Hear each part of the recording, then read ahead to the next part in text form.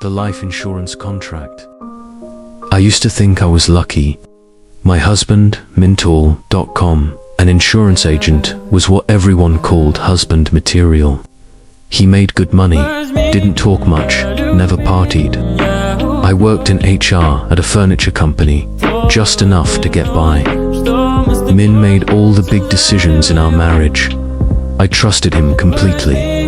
Until one day, I saw a message on his phone. She already signed it. Just 3 more months and everything is ours. My heart skipped a beat. It wasn't jealousy, it was something ... off. I didn't ask. I started watching. I found an email with a scanned contractor life insurance policy, just signed 2 weeks prior.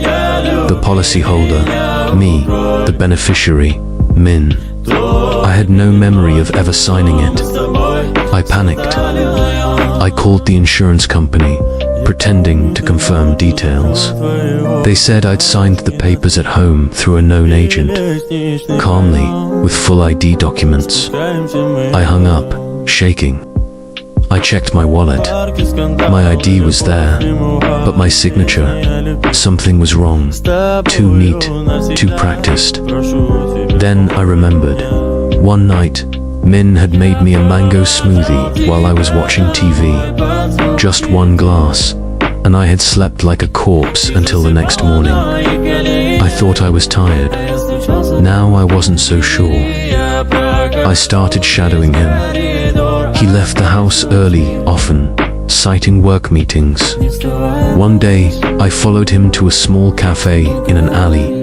He sat with a young woman about my age, modestly dressed. They didn't flirt, didn't laugh, just whispered. He held her hand. Her expression was tense. It didn't look like an affair.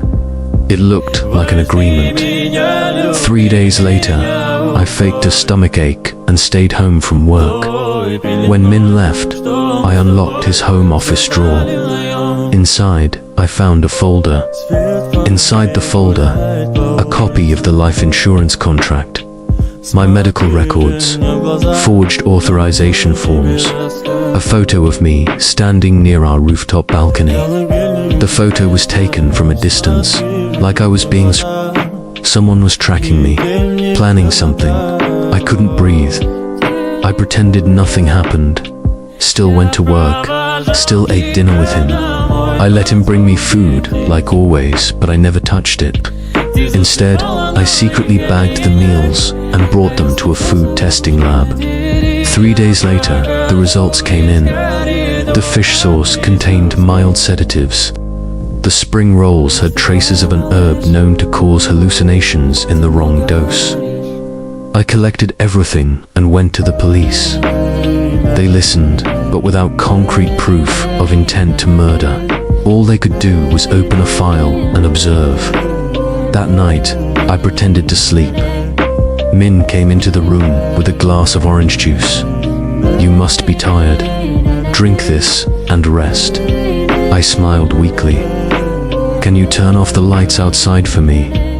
When he stepped out, I poured the juice into a bag I had hidden under my pillow and lay back down, eyes closed. At midnight, I heard the balcony window open. Each night, the same woman entered our apartment through the balcony, stared at me for minutes, then left. She never stole anything. She wasn't a burglar. She was waiting. That weekend, I turned everything over to the police. On Monday, Min was summoned. The woman, her name was Hun, confessed. She and Min had been lovers years ago. They rekindled things 6 months ago. He promised to marry her, but only after I was gone. Their plan was to drug me and push me off the rooftop, making it look like a suicide. Then he'd collect the nearly 2 billion VND in life insurance. They'd start over somewhere new. Min was detained. I had to testify as a witness against my own husband. The last look he gave me wasn't anger, wasn't guilt, it was regret. Regret that I didn't die, not that he tried to kill me. The case was handled quietly, no press, no noise. But I couldn't stay. I changed my name, moved to a small town, opened a flower shop. Nobody here knows who I am. Nobody knows my husband once tried to murder me for money. Sometimes I still dream of him. In the dream, he stands beneath my new apartment, staring up at my window, and whispers, "You're still not dead."